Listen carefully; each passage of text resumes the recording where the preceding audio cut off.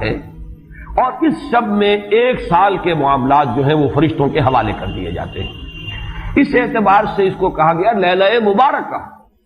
انا انزلناہ فی لیلۃ مبارکہ، یہ خود مبارک ہے، اس کے اندر برکتیں ہیں، اس کے اندر عظمت ہے، اس کی اپنی شان بلند ہے، علو مرتبت کی حامل ہے یہ رات۔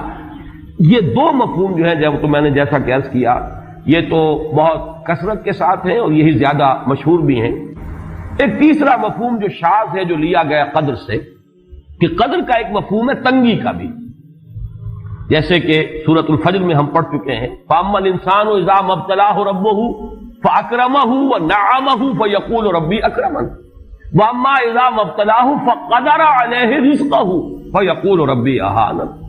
انسان کا معاملہ عجیب ہے کہ جب اس کا رب اس کا امتحان لیتا ہے، اسے آزماتا ہے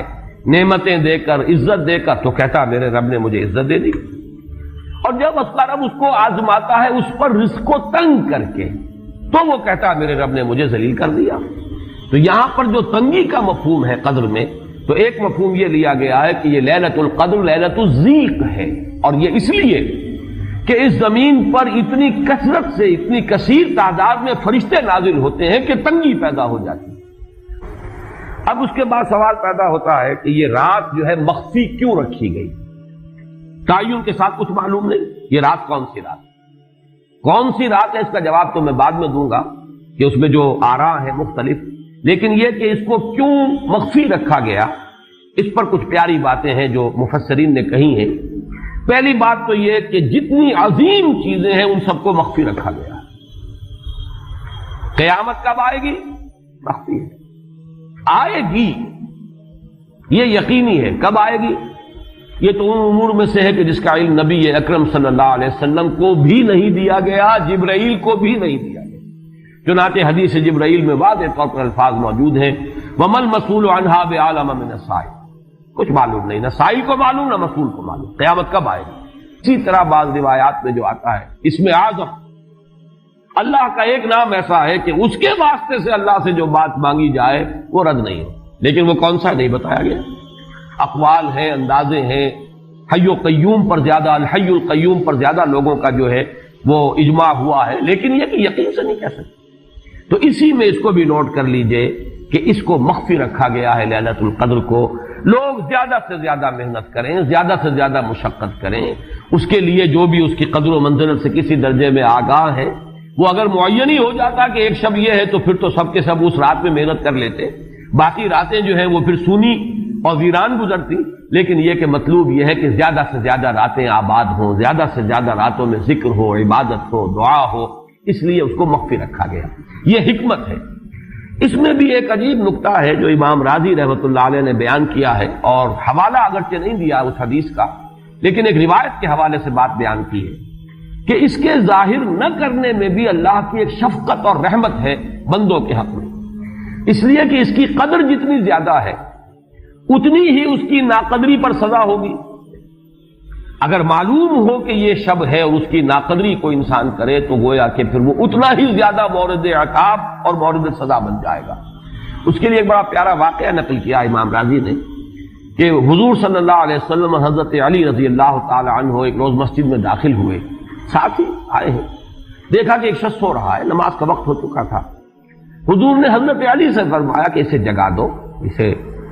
ہوش میں لے آؤ تاکہ یہ وضو کرے، نماز کے لیے تیاری کرے۔ حضرت علی نے امتثال امر کیا، جا کر جگا دیا۔ لیکن پھر ایک سوال کیا حضرت علی نے کہ حضور آپ تو خود نیکی کے کاموں میں بہت سبقت فرمانے والے ہیں، سباق بالخیر یہ لفظ آئے، سبقت کرنے والے بہت کثرت کے ساتھ، تو آپ نے یہ جو ہے یہ کام خود کیوں نہیں فرمایا اور مجھے کیوں اس کے لیے آپ نے حکم دیا؟ آپ خود بھی اسے جگا سکتے تھے۔ آپ نے فرمایا کہ تم اس کی حکمت کو سمجھ لو، میرے جگانے پر اگر وہ نہ جاگتا اور انکار کر دیتا تو کفر ہو جاتا اس کے حق میں، اور تمہارے جگانے پر اگر کوئی تساہل سے بھی وہ کام لیتا تو وہ کفر نہ ہوتا۔ تو یہ ایک فرق ہے کہ اللہ تعالیٰ کی طرف سے ایک شفقت ہے کہ حضور صلی اللہ علیہ وسلم جگاتے اور کسی درجے میں وہ انکار کر دیتا۔ کبھی ایسا بھی ہوتا آدمی نیند میں ہے اور وہ کہتا جاؤ جاؤ مجھے آرام کرنے دو، تو اگر میرے ساتھ یہ معاملہ ہوتا تو وہ کفر کے درجے کو پہنچ جاتی بات، لیکن اگر تمہارے ساتھ یہ معاملہ ہو بھی جاتا تو اس درجے شدید نہ ہوتا۔ تو گویا کہ حضور نے اس شخص پر شفقت کے اعتبار سے یہ شکل اختیار کی کہ خود نہیں جگایا، بلکہ یہ کہ حضرت علی رضی اللہ تعالیٰ عنہ کو حکم دیا کہ اسے جگا دیں۔ تو یہ نقطہ کہ لیلۃ القدر کے اخفاء میں یہ بات بھی ہے کہ اگر اس کو عیاں کر دیا جاتا، معین کر دیا جاتا، تو پھر جو لوگ اس سے غافل رہتے پھر وہ بہت سخت ناقدری کا ارتکاب کرتے اور بڑی سزا کے مستوجب ہو جاتے۔ اب آپ چھٹی بحث ہے کہ وہ رات کون سی ہے۔ اجماع ہے کہ یہ رمضان مبارک ہی کی ایک شب، لیکن رمضان مبارک کی کون سی شب ہے، اس پر بعض مفسرین نے تو لکھا ہے کہ 40 قول ہیں۔ چنانچہ صاحب تفسیر مظہری قاضی ثناء اللہ پانی پتی نے، میں نے وہ تفصیل تو نہیں پڑھی، کہ 40 قول نقل، لیکن امام راضی نے جو 9 قول نقل کیے ہیں وہ میں تیزی کے ساتھ آپ کو سنا دیتا ہوں۔ ابن رزین رحمہ اللہ کا قول یہ ہے کہ رمضان کی پہلی شب ہے۔ حضرت حسن بصری رحمت اللہ علیہ یہ ہے تابعین میں سے، اس لیے میں رضی اللہ عنہ نہیں کہہ رہا، رحمت اللہ علیہ۔ حضرت حسن بصری رحمت اللہ علیہ کی رائے ہے کہ یہ 17ویں شب ہے، یعنی وہ شب کہ پھر جس کے اگلے دن جو ہے وہ غزوہ بدر ہوا ہے، یوم الفرقان۔ حضرت انس رضی اللہ تعالی عنہ مرفوعاً روایت کرتے ہیں کہ یہ 19ویں شب ہے۔ محمد بن اسحاق جو بہت بڑے سیرت نگار ہیں حضور کے، ان کا قول ہے کہ یہ 21ویں شب ہے۔ حضرت عبداللہ ابن عباس رضی اللہ تعالی عنہما سے قول جو ہے مروی ہے کہ یہ 23ویں شب ہے۔ حضرت عبداللہ ابن مسعود رضی اللہ تعالی عنہ سے مروی ہے کہ یہ 24ویں شب ہے، اور اس کو میں ذرا اہمیت دیتا ہوں اس لیے کہ 24ویں شب جو ہے سورہ علق کی ابتدائی آیات کے نزول کے ضمن میں کچھ حساب کتاب کے جوڑنے سے 24ویں اور 25ویں شب کا بھی معاملہ جڑتا ہے، جو کہ میں نے آپ کو سورہ علق کے درس کے دوران بتایا تھا۔ اس کے بعد حضرت ابو ذر غفاری رضی اللہ تعالیٰ عنہ کا قول ہے کہ یہ 25ویں شب ہے۔ اس کے بعد حضرت ابی ابن کعب رضی اللہ تعالیٰ عنہ کا قول ہے، یہ وہ ہے جن کو کہ حضور نے خود فرمایا کہ اقرأہم ابی ابن کعب، قرآن مجید کے سب سے بڑے قاری حضرت ابی ابن کعب ہیں رضی اللہ تعالیٰ عنہ، اور ان کے بھی سینے پر آپ نے تھپکی دی تھی۔ ایک سوال کیا آپ نے کہ سب سے عظیم سورت کون سی ہے، اور جب انہوں نے صحیح جواب دے دیا سورہ فاتحہ، تو پھر یہ کہ اس پر حضور نے تھپکی دی کہ تمہیں اللہ تعالیٰ نے بہت صحیح مناسبت عطا کی ہے علم کے ساتھ۔ ان کی اور صحابہ میں سے بہت سے لوگوں کی رائے،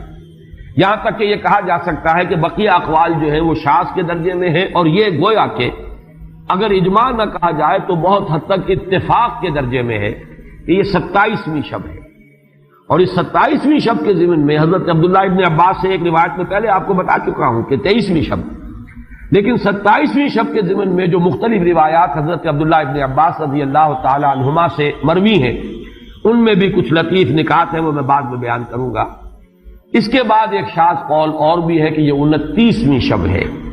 تو یہ گویا کہ 9 ہیں اقوال، جن میں سے بعض جلیل القدر صحابہ کے ہیں، عبداللہ ابن مسعود، ابو ذر غفاری، ابن عباس، ابی ابن کعب، لیکن یہ ہے کہ سب سے زیادہ جو اتفاق اگر اجماع نہ کہا جائے تو 27ویں شب پر ہے۔ اللہ تعالی ہم سب کو یہ لیلہ قدر اور لیلہ مبارکہ جو ہے اس کی برکات سے اور اس کی قدر و منزلت سے اور اس کے خیرات و حسنات سے متمتع ہونے کی توفیق عطا فرمائے۔